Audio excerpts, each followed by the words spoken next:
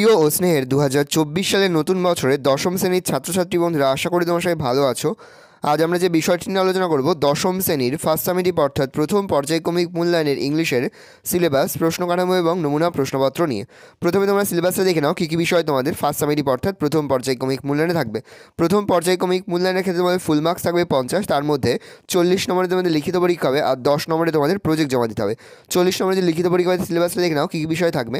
তোমাদের থাকবে lesson 1, lesson 2 আর lesson 3। তার পাশাপাশি তোমাদের গ্রামার থেকে প্রশ্ন করা হবে আর রাইটিংসগুলো কিন্তু তোমাদের থাকবে।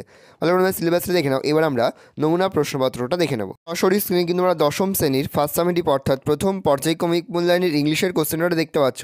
ফুল মার্কস তোমাদের রয়েছে 40 আর সময় তোমাদের রয়েছে 1 ঘন্টা 30 মিনিট। তোমাদের যেহেতু ইংলিশ কোশ্চেন পেপারে নাম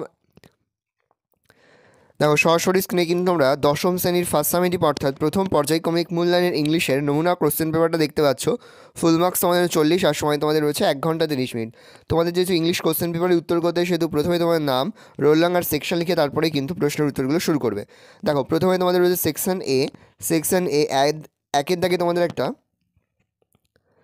দেখো, সরাসরি স্ক্রিনে কিন্তু তোমরা দশম শ্রেণীর ফার্স্ট সামেটিভ অর্থাৎ প্রথম পর্যায়ক্রমিক মূল্যায়নের ইংলিশের কোশ্চেন পেপারটা দেখতে পাচ্ছ।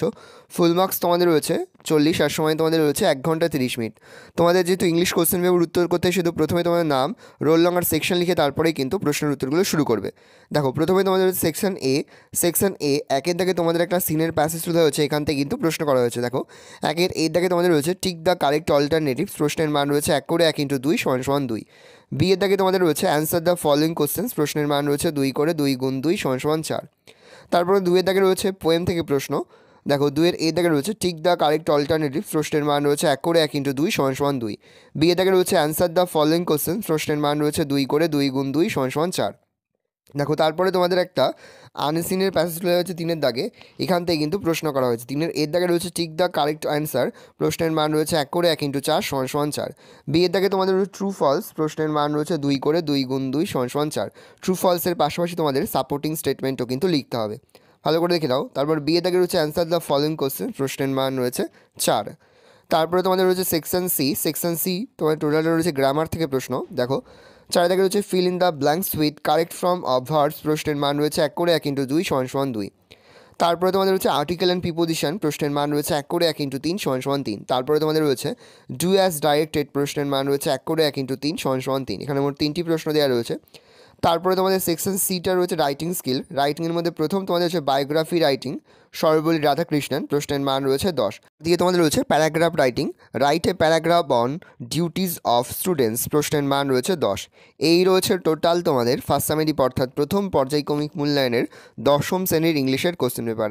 ভালো তোমরা কোশ্চেনটা দেখে নাও। এই ধরনের কোশ্চেন প্যাটার্নই কিন্তু প্রতিটি স্কুলে তোমাদের কিন্তু ফার্স্ট সামেটিভ অর্থাৎ প্রথম পর্যায়ক্রমিক মূল্যায়নের প্রশ্নপত্র হবে, সেহেতু ভালো করে তোমরা কোশ্চেন পেপারটা দেখে নাও। আশা করি ভিডিওটা ভালো লেগেছে। ভিডিওটা ভালো লাগলে ভিডিও লাইক করে থাকলে ভুলবে না, আর আমার চ্যানেল নতুন হওয়া লাল কালার সাবস্ক্রাইব প্রেস করে পাশে বেল আইকনটা প্রেস করে যখন নতুন কোনো ভিডিও আপলোড করি সবার ফার্স্ট নোটিফিকেশন তোমরা পেয়ে যাও।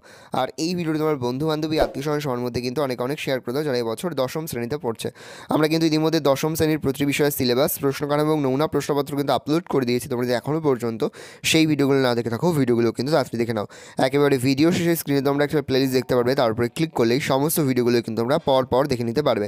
তোমাদের সকলকে জানাই আগাম পরীক্ষার অনেক শুভেচ্ছা এবং অভিনন্দন।